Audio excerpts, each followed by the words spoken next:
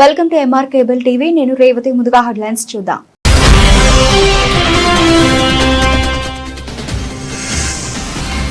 నంద్యాల పట్టణంలో ఘనంగా భారత మాజీ ఉప ప్రధాని స్వాతంత్ర సమరయోధుడు డాక్టర్ బాబు జగ్జీవన్ రామ్ 118వ జయంతి వేడుకలు.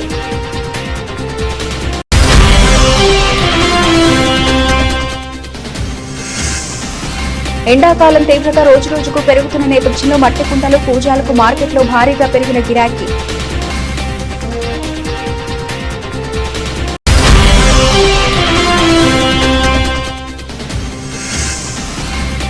బాబు జగ్జీవన్ రామ్ 118వ జయంతి సందర్భంగా నివాళులర్పించిన తాతిరెడ్డి మనీష్ రెడ్డి, తాతిరెడ్డి తులసిరెడ్డి.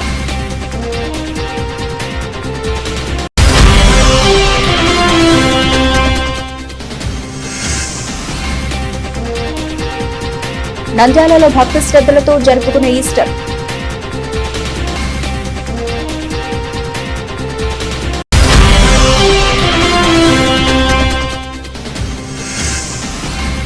నంద్యాల అవోపా ఆధ్వర్యంలో 2 ప్రాంతాల్లో చలివేంద్రాలు ఏర్పాటు చేసి ప్రజలకు చల్లటి మజ్జిగ పంపిణీ.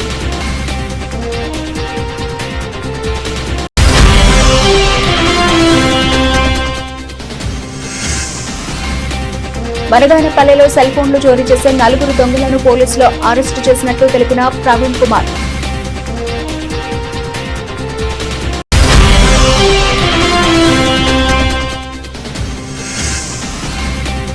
ఉర్దూ ఉపాధ్యాయునిగా సుదీర్ఘకాల సేవల నుంచి పదవి విరమణ కార్యక్రమం.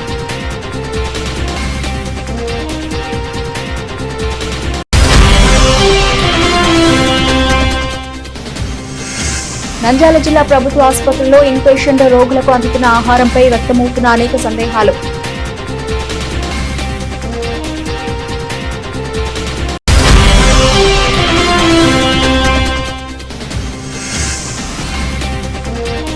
నంద్యాల స్థానిక ప్రభుత్వ పాలిటెక్నిక్ కళాశాలలో పాలిసెట్ ఉచిత కోచింగ్ కార్యక్రమం. భారత మాజీ ఉప ప్రధాని స్వాతంత్ర సమరయోధుడు డాక్టర్ బాబు జగ్జీవన్ రామ్ 118వ జయంతి వేడుకలు నంద్యాల పట్టణంలో ఘనంగా నిర్వహించబడ్డాయి.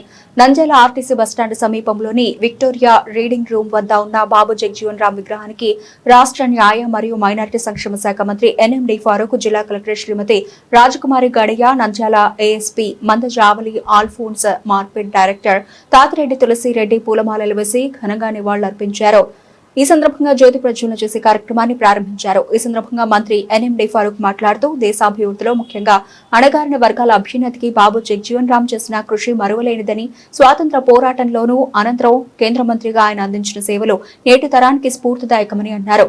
బడుగు బలహీన వర్గాల హక్కుల పరిరక్షకుడిగా ఆయన ఆశయాలను కొనసాగించడమే మనం ఆయనకిచ్చే నిజమైన నివాళి అని ఆయన తెలిపారు. జిల్లా కలెక్టర్ శ్రీమతి రాజకుమారి గణియా మాట్లాడుతూ జిల్లా యంత్రాంగ ఆధ్వర్యంలో బాబు జగ్జీవన్ రామ్ 118వ జయంతిని నిర్వహించడం సంతోషకరమని, ఆయన చూపిన బాటలో సామాజిక సమతుల్యత కోసం ప్రతి ఒక్కరు కృషి చేయాలని పిలుపునిచ్చారు. అనంతరం ప్రతిభ కనపరిచిన విద్యార్థినులకు బహుమతులు అందజేశారు. అలాగే బాబు జగ్జీవన్ రామ్ జయంతి సందర్భంగా భారీ కేక్ ను కట్ చేసి సంబరాలు నిర్వహించారు. ఈ కార్యక్రమంలో జిల్లా యంత్రాంగం అధికారులు, ప్రజాప్రతినిధులు, దళిత సంఘాల నాయకులు, స్థానిక నాయకులు పాల్గొన్నారు. చాలా మంది చాలా చక్కని సందేశం ఇచ్చారు. వారందరికీ కూడా ధన్యవాదాలు తెలియజేస్తున్నాను.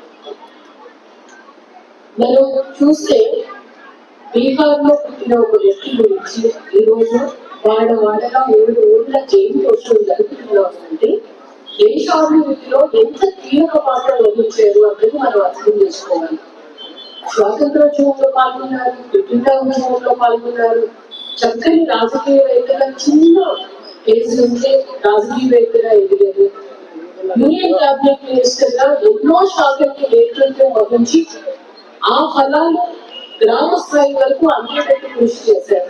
అందులో ఇప్పటికీ కూడా ప్రతి ఒక్కరు గుర్తు తెచ్చుకుంటారు లేబర్ చట్టాల గురించి, ట్రేడ్ యూనియన్ చట్టాల గురించి.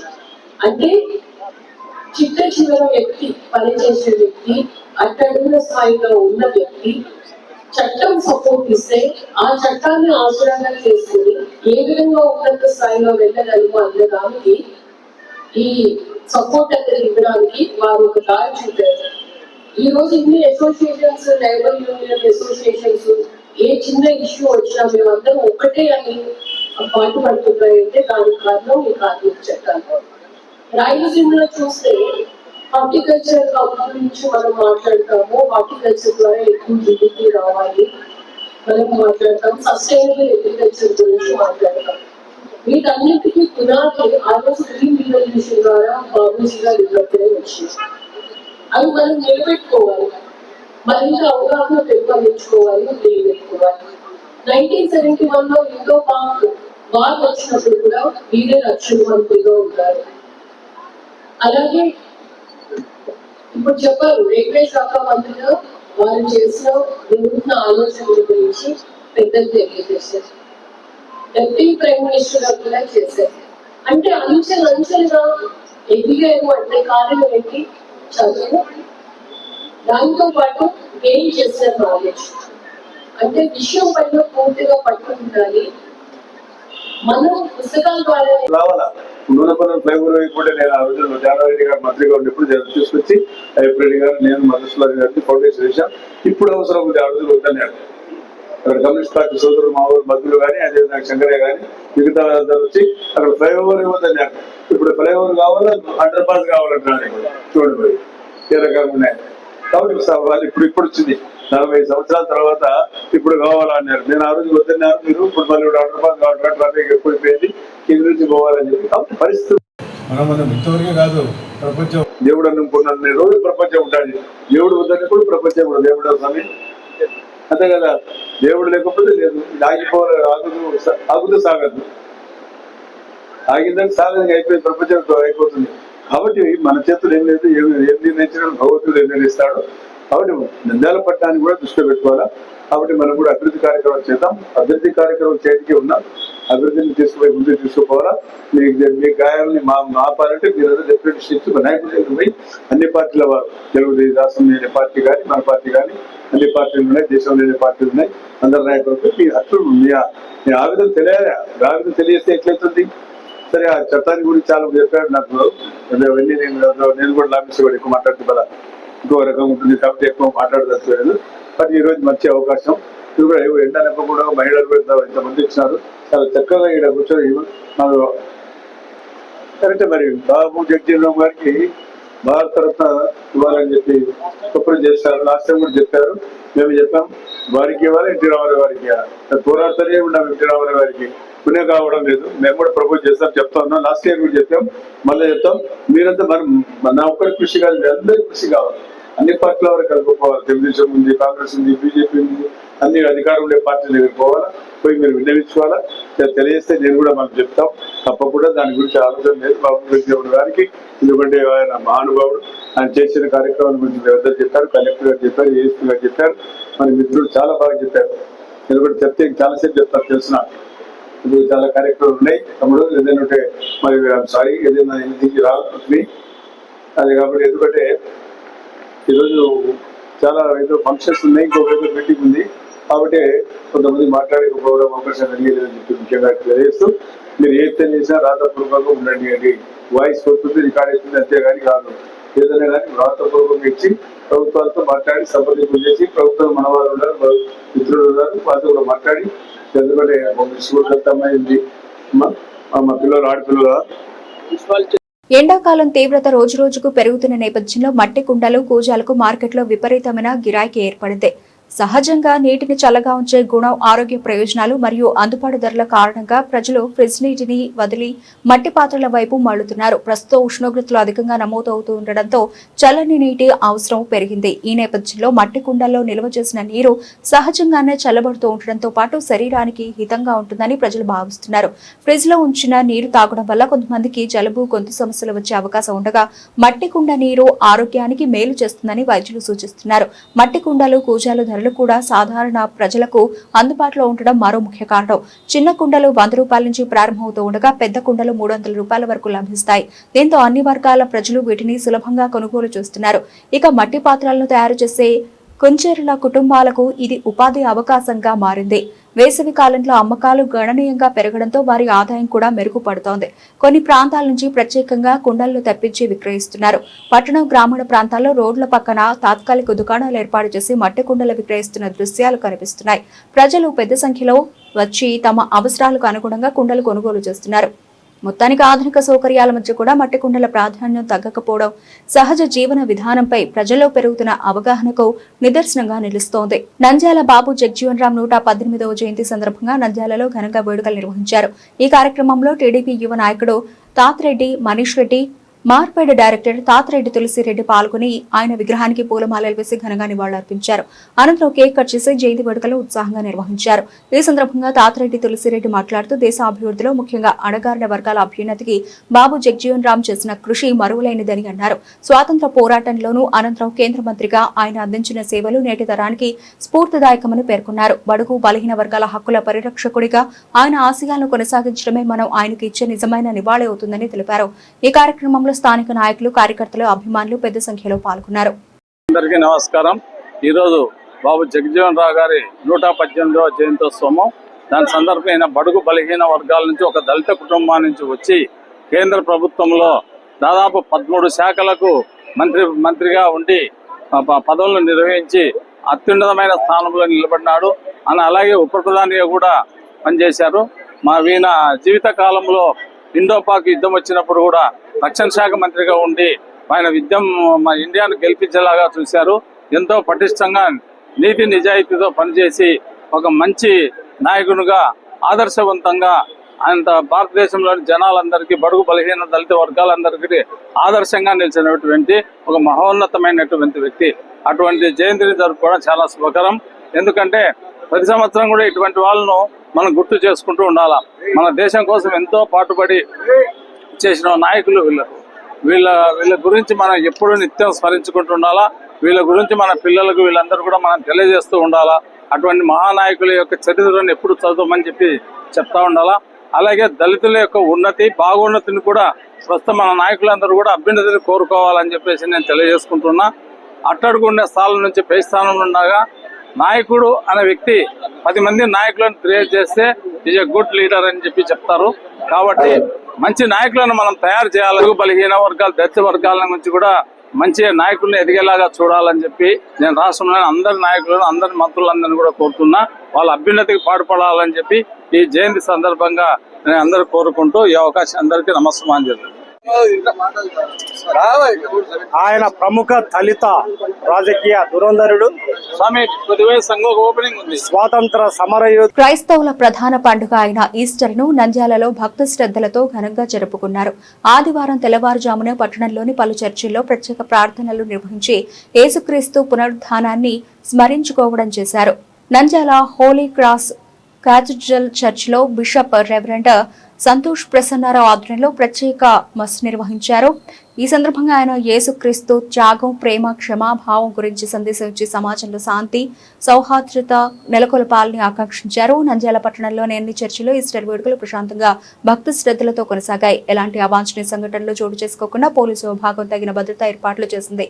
ఈస్టర్ పండుగ సందర్భంగా నంద్యాలలో ఆధ్యాత్మిక వాతావరణం నెలకొని క్రైస్తవ సమాజంలో ఆనందం వెల్లివిరిసింది. పునరుత్థానటువంటి యేసయ్య నీ దగ్గర ఉంటాడు. నీవు యేసును వెతుకుతే, యేసు కొరకు ఏడుస్తే, యేసు కొరకు కన్నీరు విరిస్తే, ఆ కన్నీరు విరిచే దగ్గర యేసు ఉన్నాడు. పునరుత్థానటువంటి యేసు కన్నీటి దగ్గర ఉన్నాడు. కనుక కన్నీరు అనేది చాలా ప్రాముఖ్యం క్రైస్తవునికి. నీ కన్నీరు కారుస్తే, నీ హృదయం ఆయన కోసం వెతుకుతే నీ దగ్గర యేసయ్య ఉన్నాడు. నీవు ఎందు నిమిత్తమై కన్నీరు విరుస్తున్నావో, ఎందు నిమిత్తమై బాధపడుతున్నావో, ఎందు నిమిత్తమై చింతిస్తున్నావో, నీ చింత ఆయన చేతులకు అప్పచెబితే ఆ యేసయ్య నీ దగ్గర నిలబడి నిన్ను పేరు పెట్టి పిలిచేవాడు మన దేవుడు. తిరిగి లేచినటువంటి యేసయ్య నిన్ను పేరు పెట్టి పిలచాలని ఆశపడుతున్నాడు. ఎలాగంటే నీవు ఏడ్చినప్పుడు, నీవు కన్నీరు విరిచినప్పుడు, నీవు యేసును వెతికినప్పుడు, యేసు కొరకు నీవు పరిగెత్తినప్పుడు, యేసు కొరకు నీవు తలంచినప్పుడు యేసు నీ దగ్గర ఉండేదానికి ఆస్కారం ఉన్నట్లుగా మనము చూస్తున్నాం. ఈ ఉపవాస దినాలన్నీ పూర్తి చేసుకొని మంచి శుక్రవారం ధ్యానము చేసుకుని ఈ పునరుత్థాన పండుగలోనికి నీవు వచ్చినావు. మరి ఈ ఉపవాస దినాలలో ఏ విషయమై నీవు ఏడ్చావో, ఏ విషయమై చింతించావో, ఏ విషయమై నువ్వు దుఃఖపడ్డావో, ఆ దుఃఖము దగ్గర, ఆ బాధ దగ్గర, ఆ కన్నిటి దగ్గర యేసు నీ కొరకు ఎదురు చూస్తున్నాడు.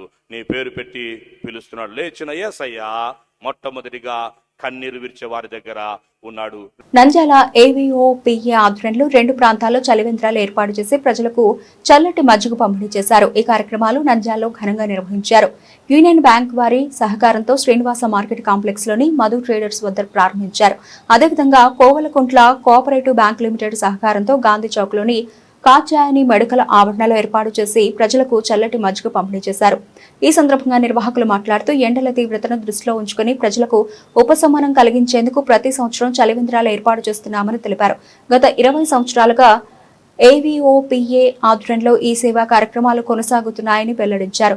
ఈ కార్యక్రమంలో ఆఓపా అధ్యక్షులు సముద్రాల మధుసూదనరావు, గౌరవ అధ్యక్షులు గోపాలకృష్ణమూర్తి, కార్యదర్శి పెసల జనార్దన్, కోశాధికారి దొంతు చెంచయ్య, విద్యానిధి అధ్యక్షులు కాలువ సురేష్ బాబు, ఉపాధ్యక్షులు మేడ రామకృష్ణ, స్టేట్ ఆఓపా సహాయ కార్యదర్శి కొప్పరపు ఉమామేశ్వరరావు, మేడ విశ్వేశ్వరరావు, జీవి సత్యనారాయణ, హనుమంతరావు, సముద్రాల ప్రవీణ్ కుమార్, సముద్రాల మాధవ్ తదితరులు పాల్గొన్నారు. అలాగే Kovelakuntla cooperative bank director M Surendra Gupta, manager Nagaraju, bank సిబ్బంది, యూనియన్ బ్యాంక్ మేనేజర్ తదితరులు కార్యక్రమంలో పాల్గొని సేవా కార్యక్రమాన్ని విజయవంతం చేశారు. గౌరవనీయులైనటువంటి నంద్యాల పట్టణ ప్రజలకు, అవోపా సభ్యులకు, ఈ కార్యక్రమంలో పాల్గొన్నటువంటి మా బ్యాంక్ డైరెక్టర్లకు అందరికీ నమస్కారము. నీరు ఇవ్వటం అంటే ఒక ప్రాణికి జీవం పోయటమే.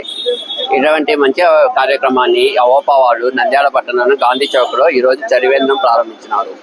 2013 నుంచి మా బ్యాంకు వ్యవస్థాపకులు బ్యాంక్ అంటే వ్యాపార కార్యక్రమాలే కాదు, సామాజిక సేవ కూడా చేయాలి అనేటువంటి మంచి నిర్ణయం, మంచి ఆలోచన కలిగినటువంటి వ్యక్తి మా బ్యాంకు వ్యవస్థాపకుడైనటువంటి సముద్రాల వెంకటనారాయణ శాస్త్రి గారు 2013లో ఈ కార్యక్రమాన్ని మొదలుపెట్టినారు.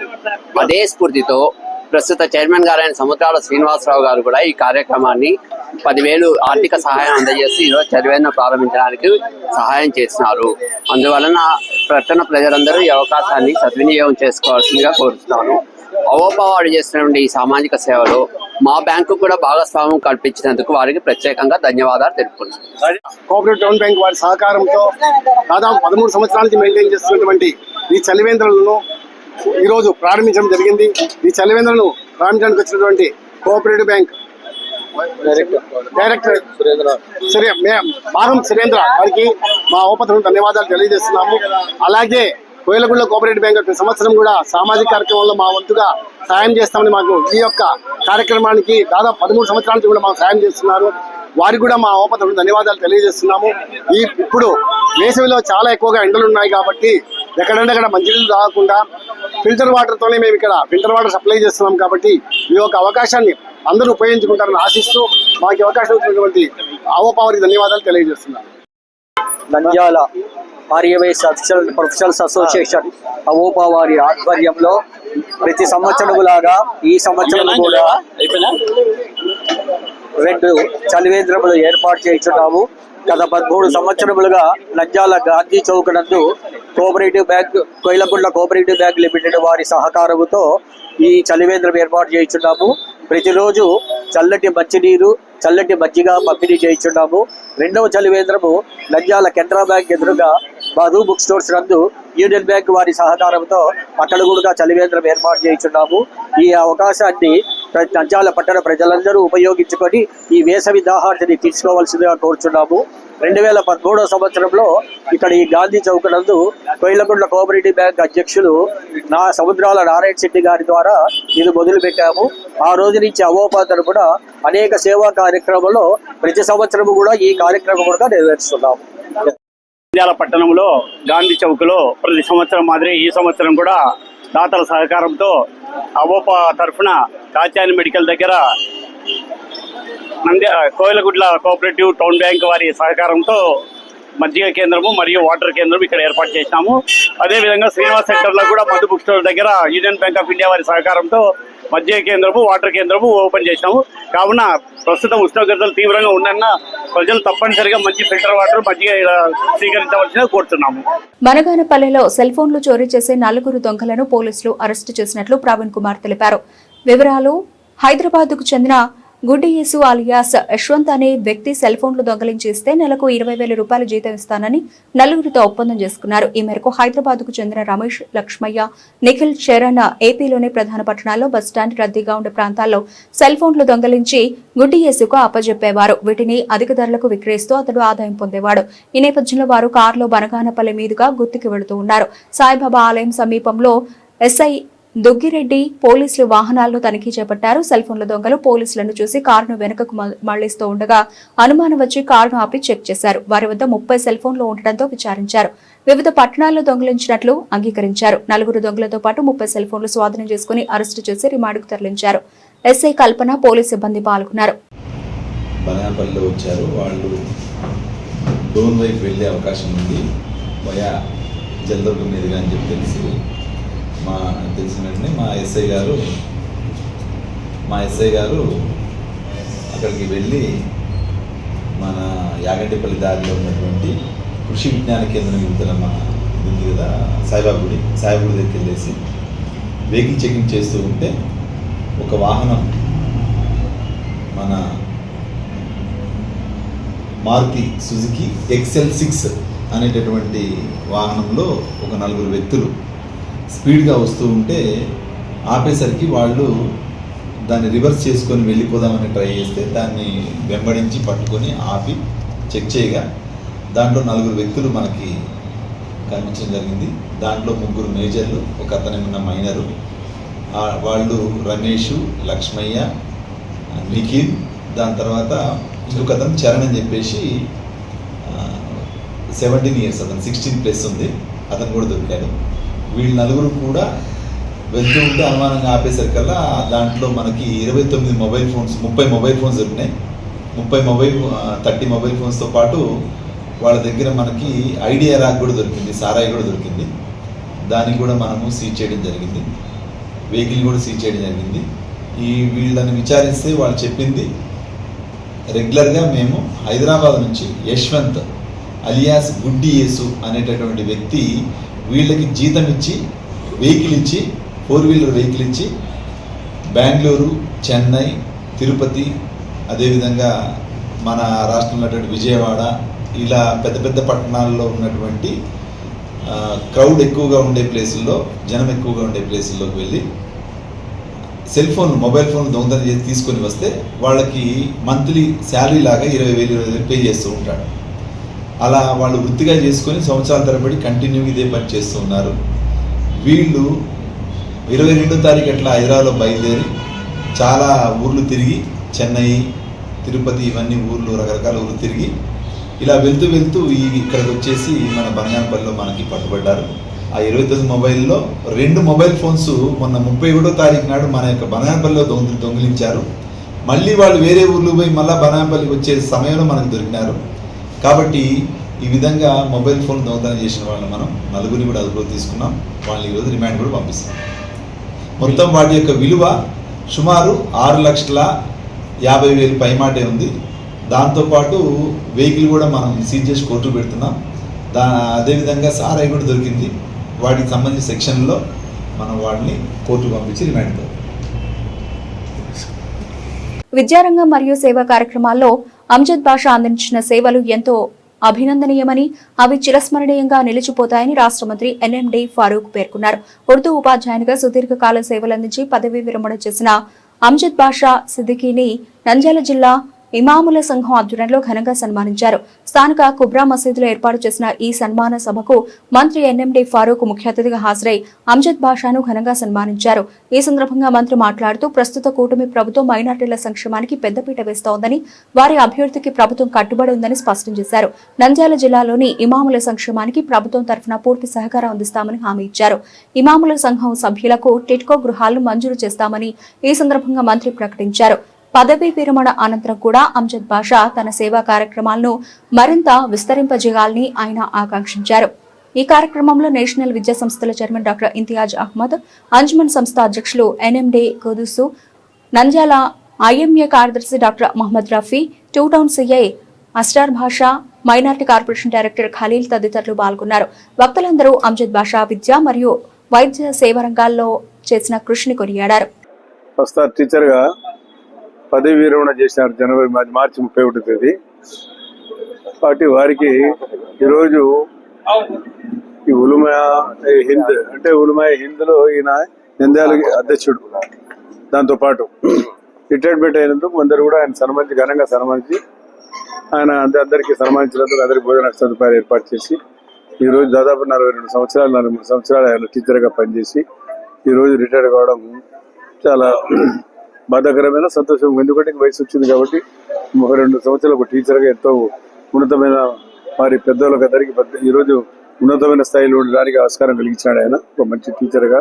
కాబట్టి వారికి వారి కుటుంబ సభ్యులకు భగవంతుడు ఆరోగ్యాలు ప్రసాదించాలని శేష జీవితం అంతా మాతో పాటు ఉండి మా పార్టీకి సేవలు అందించాలని తెలియస్తున్నాను. ఎందుకంటే ఆయన టీచర్గా ఉన్నప్పుడు కూడా తెలుగుదేశం పార్టీకి ఆకర్షితులు పేదవారికి ఇండ్లు ఇవ్వాలా, పేద ఇమాములకు ఇండ్లు ఇవ్వాలా, వాళ్ళకు ముఖ్యంగా విజయవాడ పోయినప్పుడు కూడా ముఖ్యమంత్రి గారికి ఆ రోజుల్లో ఇమాములకు కూడా పెన్షన్ ఇవ్వాలా, అంటే గౌరవ వేతనం ఇవ్వాలని చెప్పి ప్రపోజ్ చేశారు. వీళ్ళందరూ పిలిపించాడు ముఖ్యమంత్రి గారు 2017లో. పిలిపించినప్పుడు వీళ్ళంతా విజయవాడ చెప్పడం జరిగింది. మాకు ఏదైనా గౌరవ వేతనం వినే అంత పేదవాళ్ళము, ఇమాములు, పేష్వాములు, తర్వాత మోదాలు ఒకటే అప్పటి నుంచి ముఖ్యమంత్రి గారు ఇవ్వడం జరిగింది. ఇప్పుడు దానికి 5,000 10,000 ఇచ్చాం. అప్డేట్గా ఉంటాం. ఈ రోజు కూడా 31 తేదీ వరకు కూడా అప్డేట్ చేసే వారికి. కాబట్టి అందులో భాగస్వాములు అయిన ముఖ్యమంత్రి గారికి తెలియజేసి చంద్రబాబు ఈరోజు వచ్చిందంటే కాబట్టి గతంలో కూడా పేదవారు ఎవరైతే ఉన్నాయో ఇమాములు ఉన్నారో, మోజలు ఉన్నారో వారికి కూడా అందరికీ కూడా ఆయన 2 స్థలాలు కూడా ఇప్పించాడు. అప్పుడు చాలా తక్కువ సంఖ్యలో 25-30 సంవత్సరాల క్రితం మాట. అప్పుడు అందరికి కూడా ఇప్పించాడు 2 స్థలాలు. సరే ఇప్పుడు పిల్లలు పెద్దగా పోయినారు, ఇంకా జనాభా పెరిగిపోయి చాలా మంది వచ్చేసినారు. అందరికి కూడా మళ్ళీ గృహ నిర్మాణం కావాలంటే టిట్ కౌన్సిల్ ఇస్తా అని చెప్పి చెప్తా ఉన్నాను. టిట్ కౌన్సిల్ ఏర్పాటు చేసుకోండి, వాటితో పాటు మీకు కూడా ఇస్తా, మీరు కూడా చేరాలా. నంద్యాల ప్రభుత్వ ఆసుపత్రిలో చేరిన రోగులు త్వరితగతిన చికిత్స పొందడంతో పాటు పౌష్టికాహారం అందించి త్వరగా కోలుకునేలా చేయడం ప్రభుత్వ లక్ష్యం. ఇందుకోసం కోట్లాది రూపాయలు ఖర్చు చేస్తున్నప్పటికీ నంద్యాల జిల్లా ప్రభుత్వ ఆసుపత్రిలో ఇన్ పేషెంట్ రోగులకు అందుతున్న ఆహారంపై అనేక సందేహాలు వ్యక్తమవుతున్నాయి. ఆసుపత్రుల్లో రోగులకు అందించాల్సిన ఆహారం మెనూ వివరాలు గోడలపై ప్రదర్శించాల్సి ఉన్నప్పటికీ చాలా చోట్ల అలాంటి బోర్డులు కనిపించడం లేదు. ఈ విషయంపై ఆసుపత్రి సిబ్బందిని ప్రశ్నిస్తే అవసరం ఏముంది అంటూ నిర్లక్ష్యంగా స్పందిస్తున్నారని రోగులు వారి బంధువులు ఆరోపిస్తున్నారు. ప్రభుత్వం నిర్దేశించిన మెనూ ప్రకారం పాలు, గుడ్లు, పండ్లు, పౌష్టికాహారం రోజువారీగా అందించాల్సి ఉంది. అయితే వాస్తవ పరిస్థితిలో ఆహార నాణ్యత, పరిమాణంపై అనుమానాలు వ్యక్తమవుతున్నాయి. కొంతమంది రోగులు తాము పొందుతున్న ఆహారం సరిపడడం లేదని, మెనూ ప్రకారం అందడం లేదని చెబుతున్నారు. అధికారులు, ప్రజాప్రతినిధులు ఆసుపత్రులను సందర్శించిన సందర్భాల్లో కూడా రోగులకు అందుతున్న ఆహారం గురించి విచారణ చేసిన దాఖలాలు కనిపించడం లేదని స్థానికులు పేర్కొంటున్నారు. మెనూ అమలు పర్యవేక్షణలో లోపాలు ఉన్నాయనే అభిప్రాయం వ్యక్తమవుతోంది. ఇటీవల నిర్వహించిన పరిశీలనలో పలు లోపాలు వెలుగులోకి వచ్చినట్లు సమాచారం. కొన్ని వార్డుల్లో ఆహారం సమయానికి అందకపోవడం, కొన్ని చోట్ల నాణ్యత లోపించడం వంటి సమస్యలు ఉన్నట్లు తెలిసింది. ఇది రోగుల ఆరోగ్యంపై ప్రభావం చూపే అవకాశం ఉందని వైద్య నిపుణులు హెచ్చరిస్తున్నారు. ఈ నేపథ్యంలో జిల్లా వైద్య ఆరోగ్య శాఖ అధికారులు తక్షణమే స్పందించి ఆసుపత్రుల్లో ఆహార సరఫరాపై ప్రత్యేక తనిఖీలు నిర్వహించాలని, మెనూ ప్రకారం పౌష్టికాహారం అందేలా చర్యలు తీసుకోవాలని ప్రజలు కోరుతున్నారు. రోగుల ఆరోగ్యం దృష్ట్యా ఆహారం కూడా చికిత్సలో భాగమేనని విషయాన్ని గుర్తించి ప్రభుత్వ ఆసుపత్రుల్లో నాణ్యమైన ఆహారం అందించేలా కఠిన చర్యలు తీసుకోవాల్సిన అవసరం ఉందని ప్రజాభిప్రాయం వ్యక్తమవుతోంది. నంద్యాల స్థానిక ప్రభుత్వ పాలిటెక్నిక్ కళాశాలలో పాలీసెట్ ఉచిత కోచింగ్ కార్యక్రమాన్ని ఈ రోజు ఉదయం 10 గంటలకు ఘనంగా ప్రారంభించారు. ఈ కార్యక్రమాన్ని ఇన్ఛార్జ్ ప్రిన్సిపల్ సురేష్ కుమార్ ఆధ్వర్యంలో నిర్వహించారు. ఈ సందర్భంగా మాట్లాడుతూ విద్యార్థులు ఈ ఉచిత కోచింగ్ ను సద్వినియోగం చేసుకుని పాలీసెట్ లో మంచి ర్యాంకులు సాధించాలని సూచించారు. గ్రామీణ మరియు ఆర్థికంగా వెనుకబడిన విద్యార్థులకు ఈ కోచింగ్ ఎంతో ఉపయోగపడుతుందని తెలిపారు. ఈ కోచింగ్ ద్వారా నిపుణులైన అధ్యాపకులు విద్యార్థులకు ప్రత్యేక శిక్షణ అందించనున్నారు. విద్యార్థులు పెద్ద సంఖ్యలో హాజరై ఆసక్తిగా పాల్గొన్నారు. ఈ కార్యక్రమంలో కళాశాల సిబ్బంది, అధ్యాపకులు, విద్యార్థులు పాల్గొన్నారు. నమస్కారం అండి. 2026 సంవత్సరము పాలిసెట్ ఎంట్రన్స్ ఎగ్జామినేషన్ దాని కొరకు ఈరోజు మన కళాశాలలో ఉచిత కోచింగ్ ప్రారంభించబడింది. దాదాపు 250 మంది విద్యార్థులు రిజిస్టర్ చేసుకున్నారు. ఈ రోజు నుంచి ప్రతి దినము మార్నింగ్ 9:30 నుంచి 12:30 వరకు కోచింగ్ క్లాసెస్ ఉంటాయి. మ్యాథ్స్, ఫిజిక్స్, కెమిస్ట్రీలో ఒక్కొక్క గంట 3 గంటల చొప్పున టీచ్ చేస్తారు.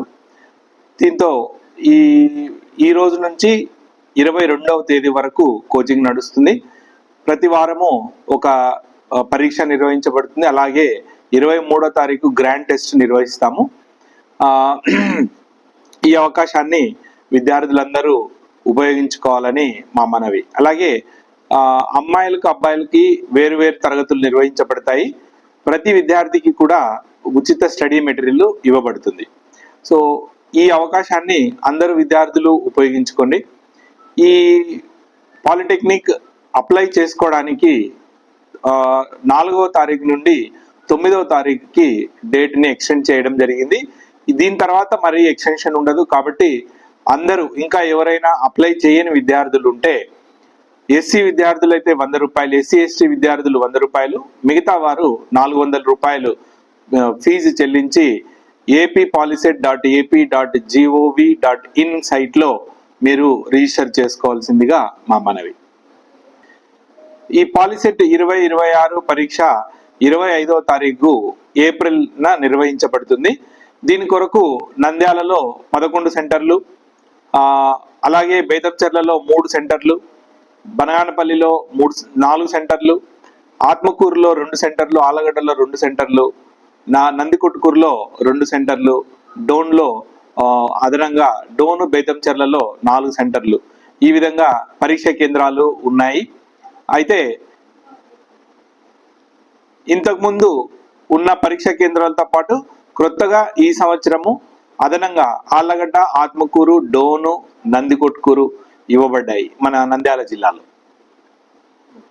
బులెటిన్ ముగించే ముందు హెడ్లైన్స్ మరోసారి.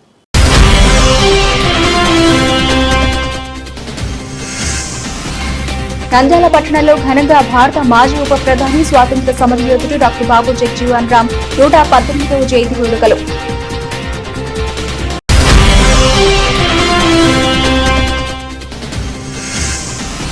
ఎండాకాలం తీవ్రత రోజురోజుకు పెరుగుతున్న నేపథ్యంలో మట్టి కుండలు, పూజాలకు మార్కెట్లో భారీగా పెరిగిన గిరాకీ.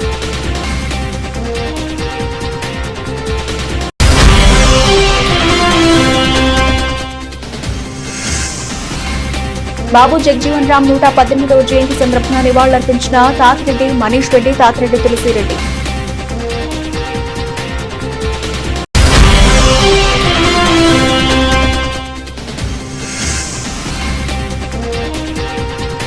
నంద్యాలలో భక్తి శ్రద్ధలతో జరుపుకున్న ఈస్టర్.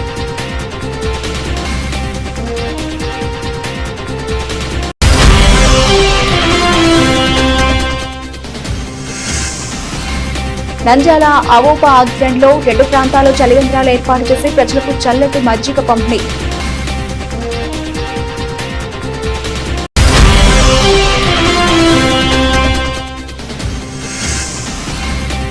బనగానపల్లెలో సెల్ ఫోన్లు చోరీ చేసే 4 దొంగలను పోలీసులు అరెస్టు చేసినట్లు తెలిపిన ప్రవీణ్ కుమార్.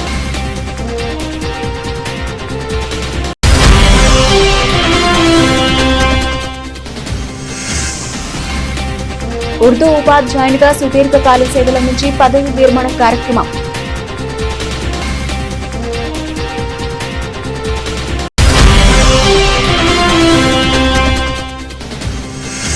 నంద్యాల జిల్లా ప్రభుత్వ ఆసుపత్రుల్లో ఇన్పేషెంట్ రోగులకు అందుతున్న ఆహారంపై వ్యక్తమవుతున్న అనేక సందేహాలు.